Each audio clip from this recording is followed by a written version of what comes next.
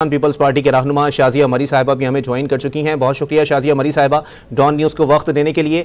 شازیہ مری صاحبہ کیا کہیں گی؟ آج یہ 11 فروری کا اعلان کیا گیا ہے، آپ کی جماعت کے موقف کی جیت تصور کریں گی اس کو؟ میں سمجھتی ہوں کہ یہ پاکستان میں ایک جمہوریت کی کامیابی ہوگی اگر وقت پہ الیکشن ہو جائیں، پاکستان کے آئین کی کامیابی ہوگی اگر وقت پہ الیکشن ہو جائے۔ اس سے کسی جماعت کی کامیابی سے یا ان کی فتح نہیں کہا جا سکتا۔ البتہ پاکستان پیپلز پارٹی وہ واحد جماعت ہے اور یہ ریکارڈ کا حصہ ہے کہ جو متواتر الیکشن کی ڈیٹ کے حوالے سے کنسرنڈ ہے اور ڈیمانڈ کر رہی ہے۔ آج جو ڈیٹ سامنے آئی ہے وہ عدالتی کارروائی کے دوران آئی ہے، جہاں پر عدالت کے دریافت کرنے پر یہ کہا گیا کہ 11 فروری کو الیکشن ہوں گے۔